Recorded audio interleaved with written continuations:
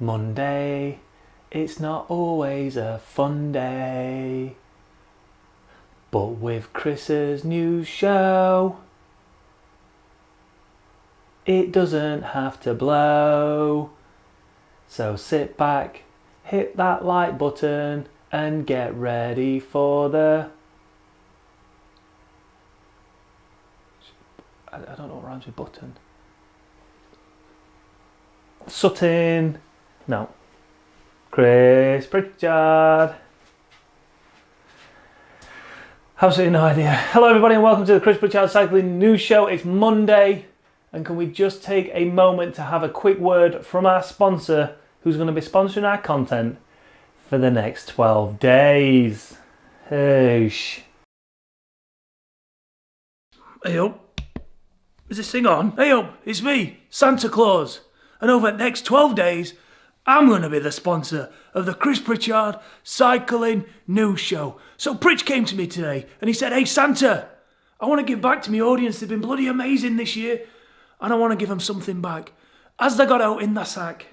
So I said, funnily enough, my sack's absolutely bulging at minute. Yeah, Mrs. Claus left me for one at Dwarfs. There you go. Anyway, 'cause she left me, my sack has been fit to burst. Alright? Got loads of stuff in there. And I'm not talking about them YouTubers that just rifle through the cupboard, right? Look for anything that companies have sent them that they were going to review and they never did. And they try and fob that off as gifts. Alright? No, we're talking legitimate... I tell a lie. Maybe first gift I found in my closet, but I don't ride me bike much, so I'm going to give that away. But rest of it, rest assured, it's all legit. You're going to be wanting to enter Chris Pritchard's competitions to see if you can stand a chance of winning what's inside my sack. Alright? And all that's got to do is simple. Leave a comment down below, that's it. But one stipulation, right? It has to be positive, because I'm Santa Claus. And I love positivity. I love spreading it everywhere. I'll spread it all over your face if you let me. If I go on that random comment generator thing on interweb, right? And your name comes up and you've left something negative, they're not winning.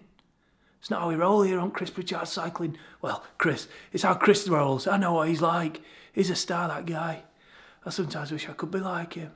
Anyway, leave your comments down below for today's first gift on 12 days of Christmas. I know what they're thinking. What is it, Santa? Hey up, look at that. I told you it were bulging. Look at the size of it. It's turning blue, for God's sake. Anyway, first gift I've got. Endo by Cyclock. Cyclock. I think that's how you say it.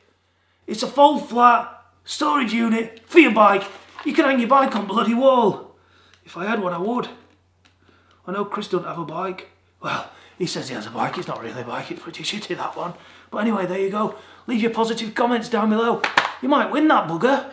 Back to you, Chris. So there we have it. It's 12 days of Christmas here on the Chris Pritchard Cycling News Show. Not the first cycling YouTuber to do it, but I'll tell you what, I know what gifts Santa's giving away. And yes, we can't give them to everybody, but I know how much hard work he's put in to getting these gifts to be able to give to you. So if you love Santa, hit that like button, hit that subscribe button and hit that notification bell, because you never know, he might put a time limit on entries. He might say, hey listen, those that have commented in the first hour of this, prizes are open to you. Hey, we're going to give you another extra 2 hours, or whatever it might be. I'm just trying to encourage you to hit that like button, hit that subscribe button, hit that notification bell. And also, we're going to be giving them away on the stream as well, so I don't know how we're going to work that just yet, but we'll cross that bridge when we get to it. Today we're talking about the news, and in particular the big news that Rowan Dennis has signed for INEOS. We'll get onto that story shortly, but before we do, massive news for me personally, massive news, and probably for a lot of you actually, and not just me personally, but Matt Glaetzer over the weekend won a bronze medal in the Keirin down at the Track World Cup in New Zealand. Now that news in itself, not that big, but don't forget, Mathias Glaetzer was diagnosed with cancer back in October. So 3 months after he's been diagnosed with cancer, he hasn't let it bother him one bit. He went in, he had the cancerous cells removed in the hospital, just pretty much had a couple of weeks off. I mean, I took more time off when oh, I'm such an idiot. I took more time off when I got hit by a car and broke a few ribs. This guy's had cancer, taken a few weeks off, comes back and wins a bronze medal at the Track World Cup. Unbelievable. So Matthew, you don't watch the show. Mate, are you kidding? I bloody love this show. Oh, but I doff my cap to you. I think it's amazing. Like, little did I think that he would even think about going for the Olympics when this diagnosis came out in October. But not only is he going for the Olympics and very capable of winning a gold medal there, he's also winning medals at Track World Cups only a few months after being diagnosed. So Matthew, amazing effort. And now for a story not so positive. Technically, it's very positive, but in the wrong sense of the word. All right, and the next story it's massive. This could become much more political than it could be anything to do with sport at all. But Russia have been banned from all major sporting events by the World Anti-Doping Agency. I'm just going to repeat that one more time. Banned from all major sporting events. That's huge. So that's going to include not only the Tokyo Olympic Games in 2020, but also the Qatar World Cup for football in 2022. Over on BBC Sports page, it says that the Russian flag and anthem will not be allowed at events such as the Tokyo 2020 Olympics and football's 2020 World Cup in Qatar.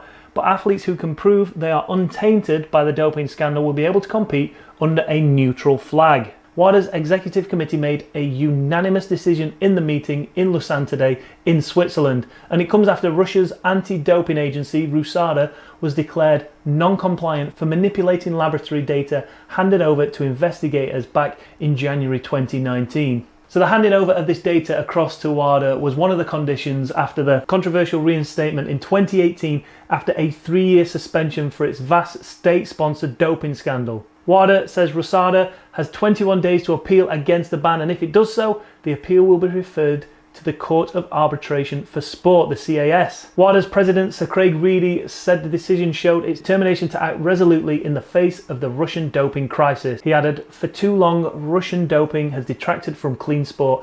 The blatant breach by the Russian authorities of RUSSIA reinstatement conditions demanded a robust response." Russia was afforded every opportunity to get its house in order and rejoin the global anti-doping community for the good of the athletes and the integrity of the sport, but it chose instead to continue in its stance of deception and denial.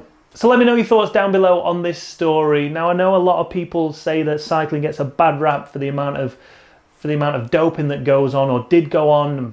People still claim that there's still a hell of a lot going on within the professional peloton. But this encapsulates every single sport under the Olympic umbrella. This has tainted the whole of sport. But it's, whether you're Russian or not, it's tainted the whole of sport. The fact that the state have sponsored this doping within Russia, it just, I don't know, is it time? How are we ever gonna, we're never ever gonna beat the battle on doping. We're never gonna win it.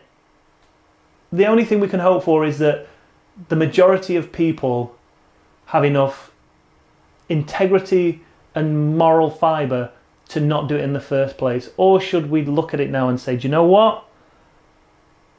I guess it's like legalising cannabis. Could be the wrong analogy, but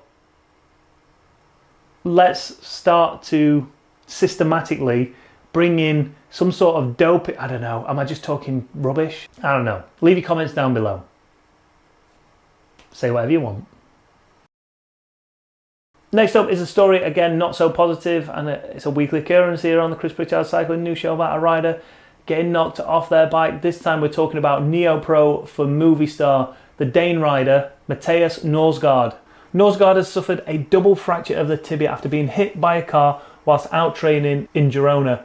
Speaking to Danish TV2, he said, "My preparations were going really well and I was looking forward to getting started. Now it's all been ruined. Fortunately, I have a 2-year contract with Movistar, but breaking my leg is the worst possible start I could have." Explaining about the crash, he went on to say, "I couldn't do anything. I drove into the car and flew into a lamppost. Had I not hit the lamppost, the big injuries may not have happened because I didn't even have a scratch on my body. I hit the lamppost directly with the tibia and I just lay in a puddle and couldn't move. It was as if my foot was not moving when I tried to move it." So in the past few weeks, we've seen Mathias Norsgaard, Dominique Pozzovivo, Letizia Paternostra, Vittoria Busi, Andrea Ostellana, all been hit whilst out training on their bikes. And obviously last week or the week before we spoke about Alessandro De Marchi's close shave with a car driver as well. This couldn't have happened at a worse time for Norsgaard. He's just signed his first professional contract with Movistar, one of the biggest teams in the world. He's ready and primed to set the world on fire after an amazing World Championships, after a stage win at the Tour de l'Avenir. This kid was set to say, hey, this is me, this is what I'm capable of, and I'm more than capable of doing it on the World Tour stage. But now he's going to be out for at least 6 months. How's it going to affect his confidence?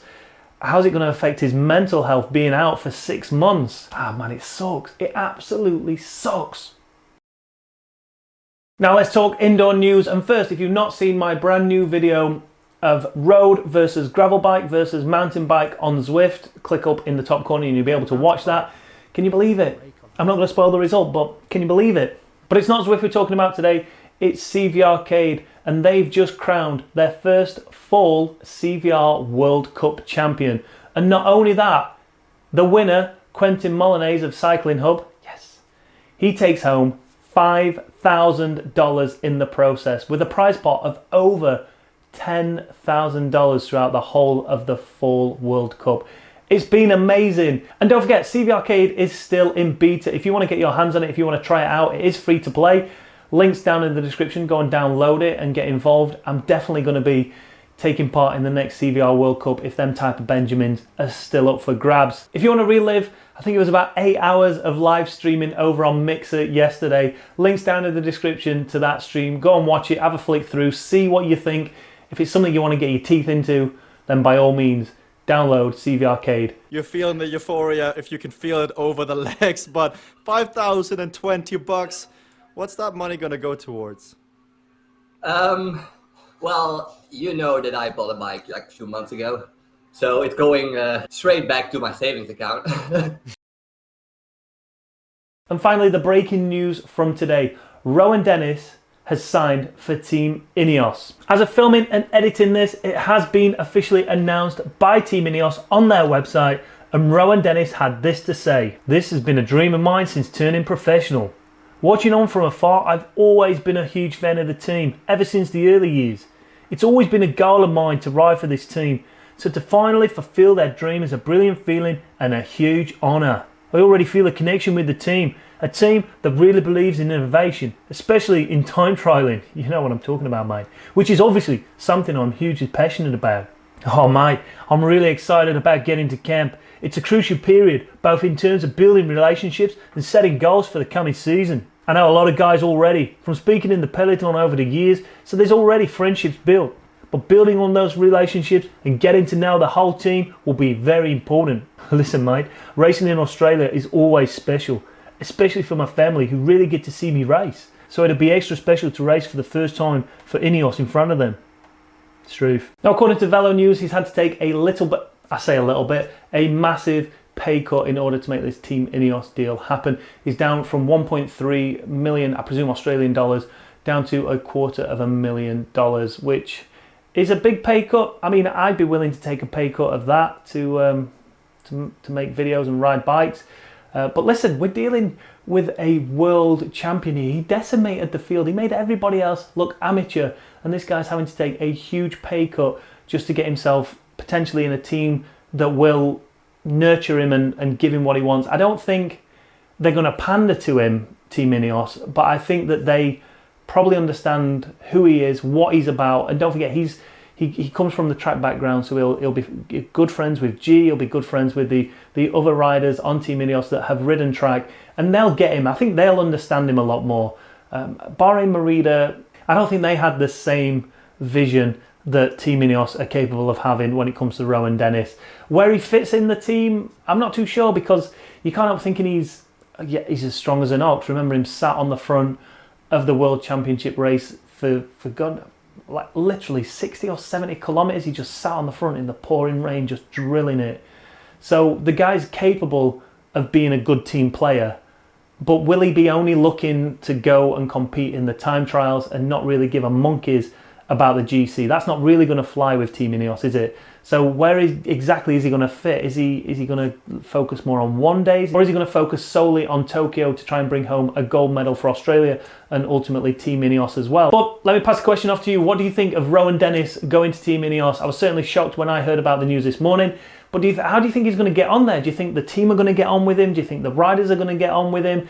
Do you think he's going to settle down as a rider there and get exactly what he wants out of his career? Or do you think in 6 months' time we're going to have another diva moment? We're going to see him just park his bike up, walk off, and then maybe that's going to be it? I don't know. Hopefully we're going to see him go from strength to strength. We're going to see him in Tokyo take a gold medal. I think that boy has still got a very bright future in the professional cycling world. And that's it for another show. Make sure you hit that like button if you've enjoyed it. Hit that dislike button if you've not. Leave your comments down below. Subscribe, notification button. CPCN awards are coming tomorrow. I didn't put them in today because of the Rowan Dennis story breaking, because of breaking news equals views. Views equals food on my table. Watch all the ads. See you tomorrow.